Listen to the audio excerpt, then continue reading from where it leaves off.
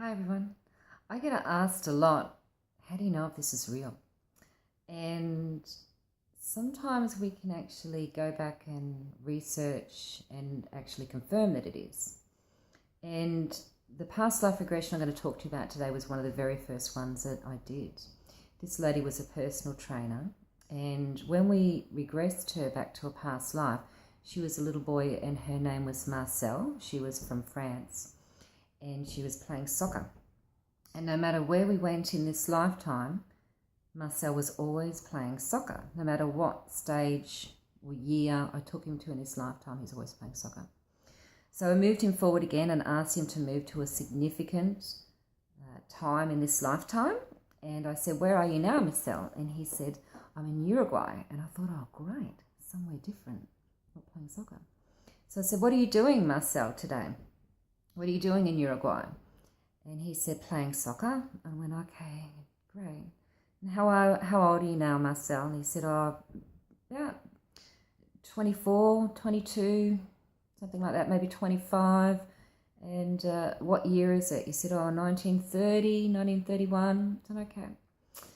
And he said, "You should see this soccer game." I said, "Oh, really?" He said, "Yeah, our uniforms are amazing." "Okay, cool." He said, "No, you've never seen uniforms like this before. We've never, ever had them like this. You should feel them, you should see them. And you should see all the people. We've never had this many people." So we progressed through that life and we did a bit of healing on a few things that she wanted to look at, which was really helpful for her.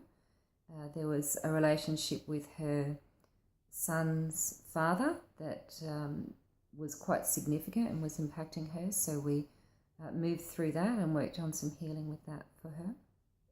And that night I got a text message from her, one word, and it was, "Fuck."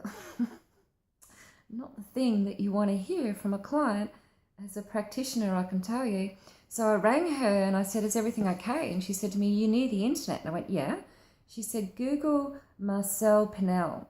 So I Googled him, and in 1930, he was in the first series of the World Cup in Uruguay. France played England. They won 3-0. So he won the 3 tries, which was amazing. When we were coming back through, I said to her, "Is there anything that's happened in this lifetime that's brought through some sort of a physical ailment, or has it affected you physically in this lifetime?"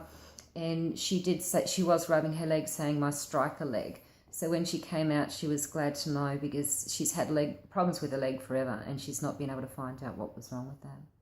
A couple of other things we picked up in the regression. Her daughter in that lifetime was her sister in this lifetime. Her father, who was really, really tough on her in that lifetime as Marcel, is an ex-partner in this lifetime. And it was quite an amazing regression. So she can actually Google and look and see who she is. And all the dates matched up. He died within a couple of years from when she was born. So she can actually look and see who she was. So how that's impacted her life, probably the most significant thing is how it's improved her relationship with her son.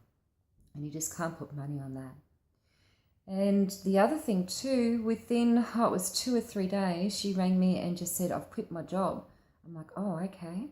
So she went off and just did a little job that it was something to feed her soul and just to give her time to stand in her power again and rebuild her confidence.